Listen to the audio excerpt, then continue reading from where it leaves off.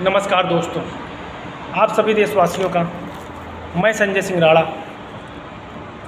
अपने इस भारतीय सर्वधर्म पार्टी के लाइव प्रोग्राम में आप सभी का हार्दिक स्वागत और अभिनंदन करता हूं।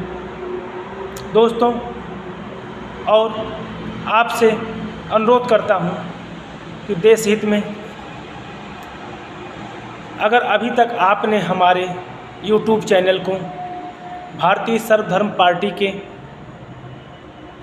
फेसबुक लाइव को, भारतीय सर्वधर्म पार्टी के अन्य सोशल मीडिया प्लेटफार्मों को अभी तक आपने फॉलो नहीं किया है, सब्सक्राइब नहीं किया है, तो उसे जल्द से जल्द कर लें, जिससे भारतीय सर्वधर्म पार्टी की विचारधारा आप तक पहुंचती रहे और हमारे हर वीडियो का नोटिफिकेशन आपको मिलता रहे, जो कि देश हित में हमारे देश के युवाओं में आत्मबल संचार करने में सहायक हो कि एक आम नागरिक पिछले 12 वर्षों से किस प्रकार सत्ता, विपक्ष, प्रशासनिक अधिकारियों के खिलाफ जनहित के मुद्दों को लेकर के संघर्ष कर रहा है। हमारे इस संघर्ष से शायद हमारे कुछ भाई प्रेरणा लेकर के अपने मौलिक कर्तव्यों का निर्वहन करने को अग्रसर हों। यही हमारा स्वार्थ है। मेरे दोस्तों, आज हम बात करेंगे एक बार पुनः अपने उसी मुद्दे पर, क्योंकि यही हमारी विचारधारा है। इसी विचारधारा को लेकर के इस भारतीय सर्वधर्म पार्टी का उदय हुआ है। यह भारतीय सर्वधर्म पार्टी सत्ता पार्टी की तरह आपको गुमराह करने के लिए नहीं आई है। उसकी कथनी और करनी में अंतर नहीं है। जिस प्रकार हमारी सत्ता पार्टी जब विपक्ष में थी तो उस समय की सत्ता पार्टी के फैसलों के खिलाफ ज़मीन आसमान एक कर देती थी, चाहे वह महंगाई का मुद्दा हो, चाहे वह किसानों का मुद्दा हो, चाहे वह सड़क, सीवर, बिजली, नाली, पानी जैसी अन्य मूलभूत सुविधाओं का मुद्दा हो। ताली और थाली बजा करके, छाती पीट करके आम जनता में जोश और खरोश पैदा करती थी और आम जनता बढ़ चढ़ करके उस पार्टी का साथ दिए, जिसका नतीजा कि 2014 में भारतीय जनता पार्टी, जिसने सपने में भी नहीं सोचा होगा कि पूर्ण बहुमत से सरकार हम बनाएंगे, और सत्ता में काबिज हुई और पूर्ण बहुमत के साथ तानाशाही फैसले लेते हुए अपने द्वारा किए गए घोषणा पत्रों को नज़रअंदाज करते हुए, अपने द्वारा किए गए वादों की वादा खिलाफी करते हुए, जनता के जनहित मुद्दों की अनदेखी करते हुए, सबका साथ सबका विकास के नारे को अंगूठेंगा दिखाते हुए, आम जनता को अपनी जूतों की नोक पर रखते हुए अपने सभी घोषणा पत्रों को भूल गई और याद रहा तो सिर्फ और सिर्फ उसके पूंजीपति मित्र, पूंजीपति दोस्त, वो भ्रष्टाचारी दोस्त जो भारत की 140 करोड़ जनता की खून पसीने की कमाई को डकार कर देश छोड़कर भाग गए, जो भारत की 140 करोड़ की जनता की खून पसीने की कमाई को, खून को नोच रहे हैं, चूस रहे हैं महंगाई के रूप में, भ्रष्टाचार के रूप में। मैं आपको याद दिलाना चाहूँगा मेरे दोस्तों, 2014 से पहले आपको ध्यान होगा कि किस प्रकार भारतीय जनता पार्टी, चाहे वह पेट्रोल के दाम हो, चाहे वह किसानों का जो अनशन चल रहा है उस पर, चाहे वह रसोई गैस का सिलेंडर हो, चाहे वह मोबाइल रिचार्ज हो, चाहे वह कांग्रेस पार्टी के द्वारा 2G घोटाला हो, सब पर जमीन आसमान एक किए हुए थे। लेकिन क्या अब जब उससे कहीं अधिक अर्थात 200% ज़्यादा हम महंगाई से त्रस्त हैं, भ्रष्टाचार से त्रस्त हैं, अनियमितता से त्रस्त हैं, सरकार की उपेक्षा से त्रस्त हैं, सबका विकास सबका साथ सबके विकास के वादों की वादा खिलाफी से त्रस्त हैं, तो ऐसे में हम सरकार से सवाल नहीं पूछ सकते हैं। जब हम सरकार से सवाल पूछते हैं तो सीधा सा उदाहरण होता है पिछली सरकारों ने आखिर कब तक हमारी यह सरकार अपने फैसलों को, अपनी कमी को पिछली सरकारों पर लादती चली जाएगी? कब तक? किसी भी लोकतंत्र में जनहित के मुद्दों की जिम्मेदारी किसकी होती है, मैं आपसे जानना चाहता हूँ।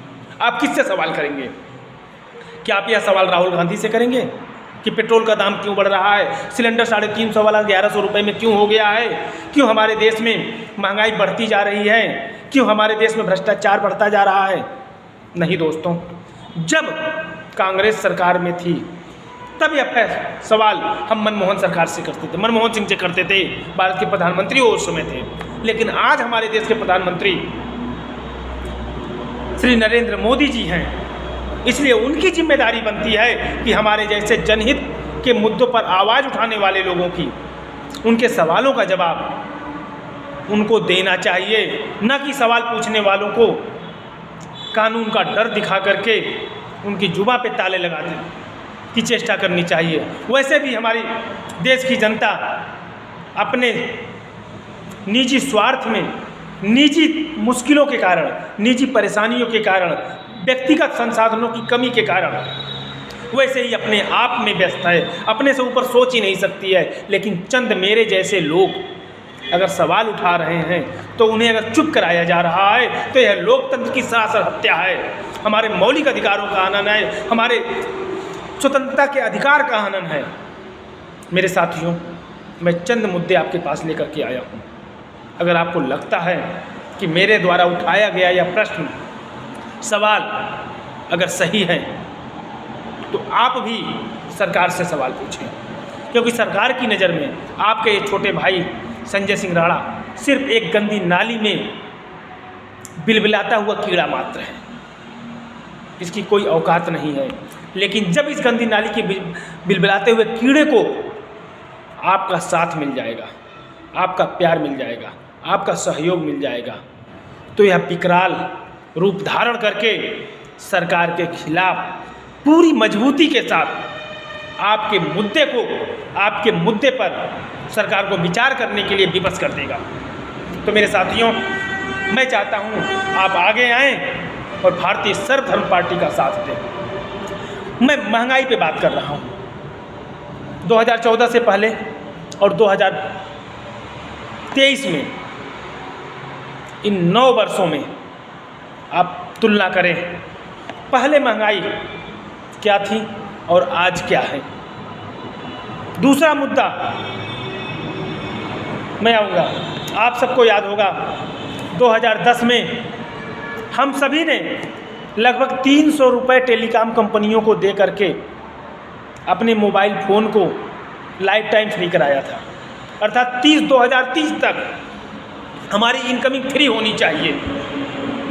लेकिन इस सरकार के आने के बाद सरकार ने उद्योगपतियों को ऐसी छूट दी कि वो हमारा 300 रुपये लगभग जो लाइफ टाइम का था 2030 तक जिसकी तय सीमा थी,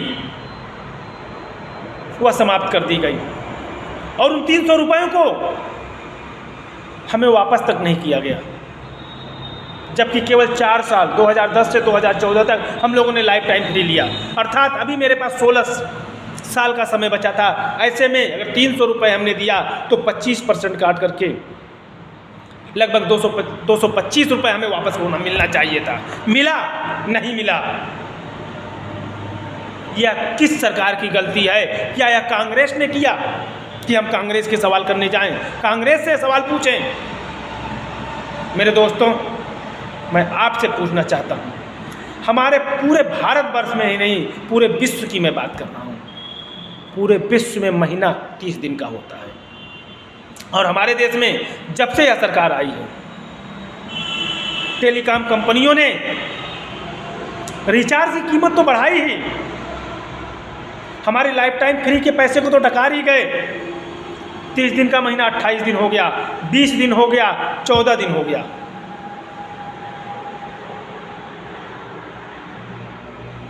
टॉपअप तो हर सरकार में हम 10 रुपये, 20 रुपये, 50 रुपये का जो खरीदते थे, टॉपअप टाइम जिसे बोलते थे, लेकिन जो वैलिडिटी होती थी वह 30 दिन की ही होती थी, चाहे वह 100 वाला प्लान हो, चाहे 200 वाला हो, चाहे 500 वाला हो, चाहे 1000 वाला हो। लेकिन आज हम जियो को अगर 149 रुपये देते हैं तो हमें 20 दिन की वैलिडिटी मिलती है। कितने दिन की? 20 दिन की। 239 रुपये देते हैं तो 1.5 GB के साथ हमें 28 दिन की वैलिडिटी मिलती है। यह 2 दिन कहाँ चले जाए? यह 2 दिन कहाँ चले गए? अगर 140 करोड़ को हम 2 दिन में भी विभाजित करेंगे तो आप सोचिए कितने हजार करोड़ का घोटाला या कंपनियां हमारे साथ कर रही हैं, और यह सब सरकार की मिली भगत से, सरकार की सह पर हो रहा है। इसकी जिम्मेदारी सरकार की, अर्थात हमारी जनता को लूटने की जो ठेका सरकार ने इनको दिया है। दूसरी बात, स्पेक्ट्रम का पैसा तक इनके द्वारा सरकारी खजाने में जमा नहीं किया जा रहा है। लगभग 2 लाख करोड़ रुपए जो सुप्रीम कोर्ट बार बार कहती चली आ रही है, इसे जमा करो, इसे जमा करो, इसे जमा करो, लेकिन सरकार इनको मोहलत पे मोहलत देती चली आ रही है। यानी हमारे खून पसीने की कमाई को तो लूट ही रहे हैं, उसके बावजूद सरकार इन पर मेहरबान है और सरकार कहती है सबका साथ सबका विकास। इसका भी आरोप जब आप सवाल करेंगे, हम सवाल करेंगे तो उसे विपक्ष पर डाल दिया जाता है। पुरानी सरकारों ने 40 साल राज किया, 60 साल राज किया, उन्होंने देश को खोखला कर दिया। पुरानी सरकारों ने देश को बहुत कुछ दिया, कंप्यूटर क्रांति से लेकर के मोबाइल क्रांति तक की देन पुरानी सरकारों की ही है, इसे हम झुठला नहीं सकते हैं। चाहे वह मिग हो, चाहे सुखोई हो, चाहे अन्य सेनाओं के हथियार हों, पुरानी सरकारों की देन है। आपने चंद्र राफेल लाया, उसमें भी भ्रष्टाचार हुआ। चलिए ज़्यादा गहनता में मैं नहीं आपको लेके जाऊंगा। आम जनता की बदतर व्यवस्था पर हमारी सरकार खामोश क्यों है? क्या हमारी जो सरकार कहती है सबका साथ सबका विकास, और इस महंगाई में 140 करोड़ हिंदुस्तान की हमारी देश की जनता में जो है, इसमें सबका साथ सबका विकास कहाँ है? क्या हमारी सरकार ने यह कभी सोचा इस महंगाई में आखिर मर कौन रहा है? तिल तिल कर कर जीवन यापन कौन कर रहा है? अपने खून पसीने की कमाई को हाड़ तोड़ मेहनत करने के बाद भी भूखा पेट कौन सो रहा है? 140 करोड़ में मैं आपसे जानना चाहता हूँ, हमारे देश में कितने IAS हैं, कितने IPS हैं? हमारे देश में कुल कितने सरकारी पद हैं? हमारे देश में कितने उद्योगपति हैं? हमारे देश में कितने नौकरशाह हैं? कितने नेता, मंत्री, विधायक, प्रधानमंत्री, पूर्व प्रधानमंत्री हैं? अगर सबको मिला लिया जाए तो लगभग 40,35,000 केंद्रीय कर्मचारियों के स्वीकृत पद हैं हमारे देश में। और हमारे उत्तर प्रदेश में अगर हम बात करें समूह ख में तो लगभग 12,119 पद स्वीकृत हैं। और अन्य पदों को मिला लिया जाए तो 10 लाख में मान लेता हूँ, 1 करोड़ में मान लेता हूँ उत्तर प्रदेश में पद स्वीकृत हैं, जिसमें से लगभग 25% पद खाली हैं। और बाकी संसाधनों को अगर मिला दिया, उद्योगपतियों को मिला लिया जाए, नौकरशाहों को मिला लिया जाए, अन्य को मिला दिया जाए, तो मैं मानता हूँ 20 करोड़ हिंदुस्तानी भाई हमारे उच्च वर्ग में आते हैं। मैं मान लेता हूँ जिनकी आय 8 लाख रुपए से ऊपर होगी। लेकिन अन्य 120 करोड़ जो हैं वह निम्न मध्यम वर्गीय परिवार, मध्यम वर्गीय परिवार और निम्न वर्गीय परिवारों के हैं। तो इस महंगाई में यह मर कौन रहा है? यही 3 वर्ग, निम्न वर्ग, निम्न मध्यम वर्ग और मध्यम वर्गीय परिवार। क्या सबका साथ सबका विकास में इनकी गणना नहीं है? क्या इन्हें हम उस सबका साथ सबका विकास से अलग कर सकते हैं? आखिर इन 120 करोड़ लोगों को सरकार की उपेक्षा का शिकार क्यों होना पड़ रहा है? क्यों इन्हें बलि का बकरा बनाया जा रहा है? मेरे साथियों, दूसरा उदाहरण मैं आपको देता हूँ। यह सरकार जब से आई है तब से हमारे देशवासियों की खून पसीने की कमाई को निचोड़ने का ही कार्य कर रही है। अभी हाल ही में 31 मार्च जो आधार से पैन को लिंक करने का तय समय था, उसे 30 जून तक बढ़ा दिया गया है, लेकिन बढ़ाने से हमें राहत नहीं मिलनी है, क्योंकि इसकी जो शुल्क है, इसे लिंक कराने का जो शुल्क है, वह हमारे और आपकी कैपेसिटी से बाहर है, क्षमता से बाहर है। हमारे 140 करोड़ हिंदुस्तानियों में हमारा भारतवर्ष सबसे युवा है। अगर हम 40 करोड़ युवाओं का देश इसे मानते हैं तो लगभग 40 करोड़ पैन लिंक कराना है, और 1000 रुपये पर पैन लिंक कराई, आप अंदाजा लगाइए, अर्थात 40,000 करोड़ रुपए का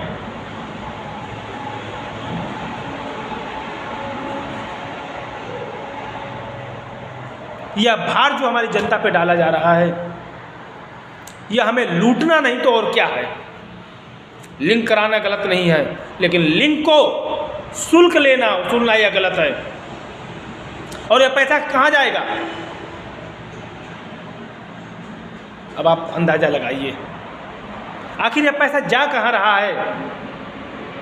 बैंकों में जनधन के खाते खोले गए, लोगों के खाते खोले गए, हर ट्रांजैक्शन को ऑनलाइन किया गया, जिसके लिए हमें बैंक का सहारा लेना पड़ा। लेकिन बैंकों में जो मिनिमम बैलेंस के नाम पर साल हजारों करोड़ रुपए काटे जा रहे हैं, वह किसका काटा जा रहा है? उन 20 करोड़ उच्च वर्ग को काटा जा रहा है, या फिर 120 करोड़ जो आम जनता है, जिनकी गाढ़ी कमाई 10,000, 15,000, 20,000 रुपये महीने हैं, उनके काटे जा रहे हैं। क्योंकि जो 10,000, 20,000 रुपये महीना कमाते हैं, वही खातों में मिनिमम बैलेंस नहीं रख पाते हैं। तो ऐसे गरीबों की खून पसीने की कमाई को सरकार लूट रही है, चूस रही है। इसकी मैं खिलाफत करता हूँ। सरकार के इस फैसले का मैं विरोध करता हूँ कि यह सरकार आम जनता के, गरीबों की खून पसीने की कमाई को चूसने वाली सरकार है। मुझे ऐसा कहने में कोई ऐतराज़ नहीं है।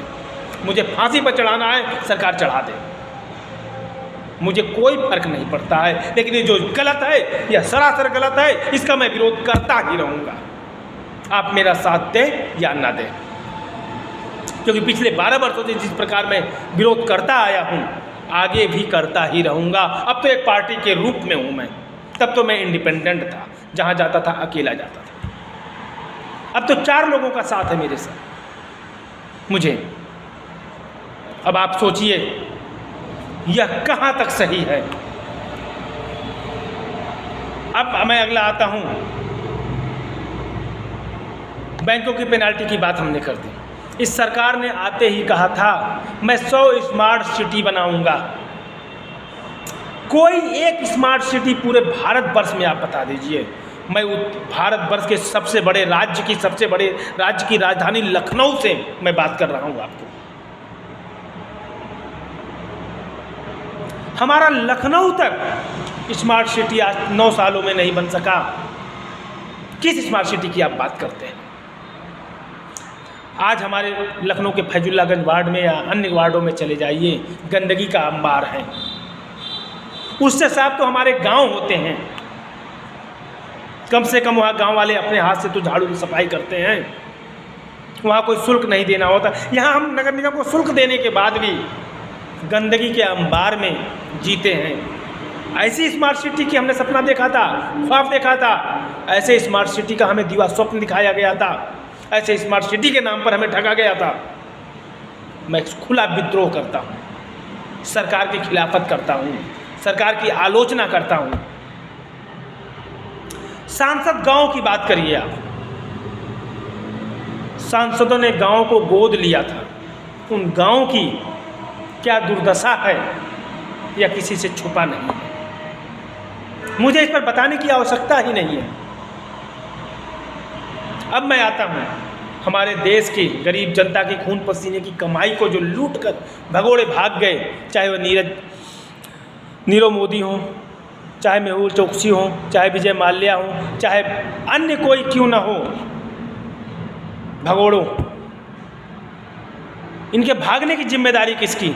राहुल गांधी की, मनमोहन सिंह की, राजीव गांधी की, डॉक्टर राजेंद्र प्रसाद जी की, लाल बहादुर शास्त्री जी की, इंदिरा गांधी जी की, या अटल बिहारी वाजपेयी जी की? हमारी यह सरकार बताए, इनके भागने की जिम्मेदारी किस पर अब डालेंगे? किससे हम सवाल पूछेंगे? अगर हम सवाल पूछते हैं तो बात आ जाती है लोन कांग्रेस के सरकार ने दिया, लोन कांग्रेस के सरकार ने दिया, इसमें कोई दो राय नहीं। लेकिन वह भागे तो नहीं कांग्रेस की सरकार में, भागे वो आपकी सरकार में। और अर्थात जिस देश की सरकार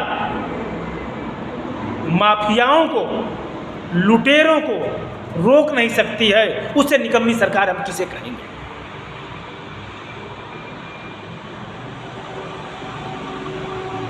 मेरे दोस्तों, अब मैं आता हूँ, हमारी सरकार ने हमसे वादा किया था कि हम आएंगे, विदेशों से काला धन लाएंगे, हमें इनके 15 लाख रुपए नहीं चाहिए। 15 लाख के लालच में हमारे देश की जनता ने इन्हें पूर्ण बहुमत की सरकार नहीं बनाई थी।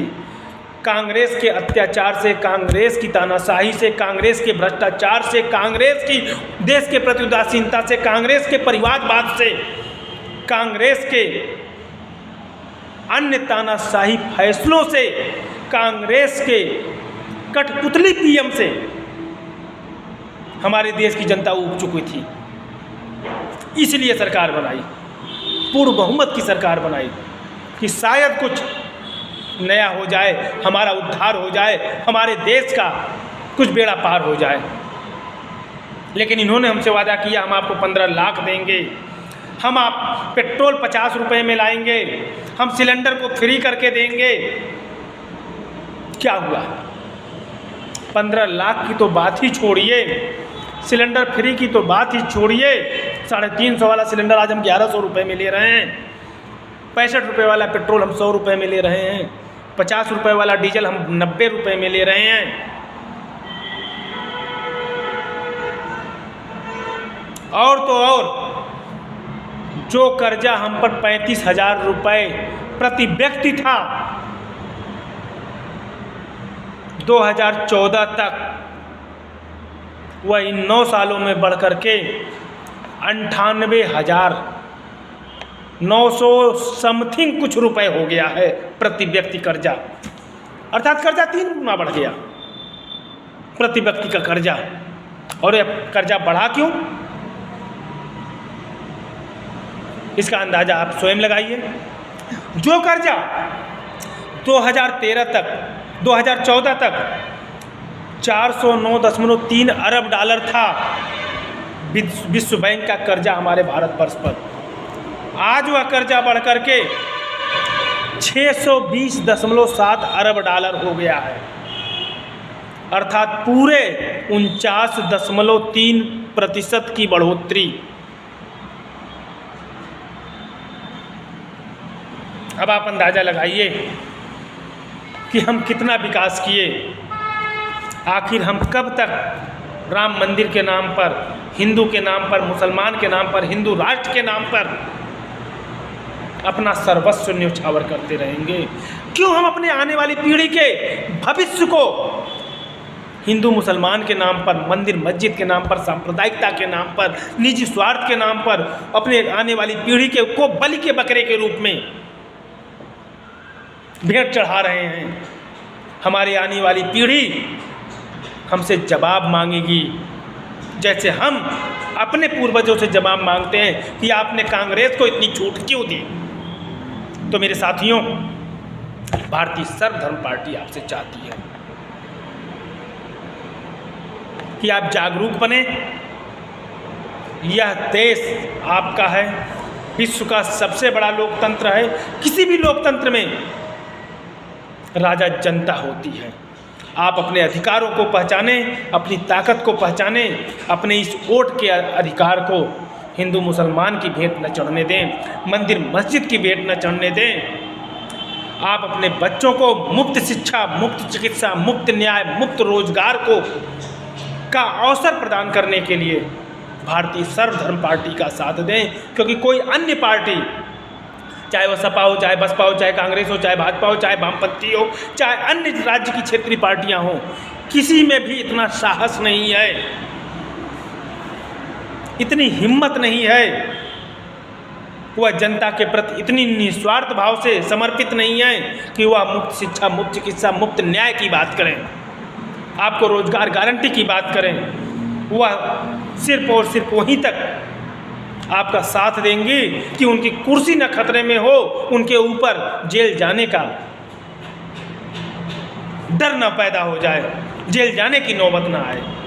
अब आप देख ही रहे हैं विपक्ष कैसे खामोश बैठा है, आप खुद समझदार हैं। आइए हम सब मिलकर यह प्रण लें कि भारतीय सर्वधर्म पार्टी को इस 2024 के चुनाव में एक नया प्लेटफार्म के रूप में उभार कर सामने लाना है और एक नया इतिहास लिखना है। जय हिंद, जय भारत।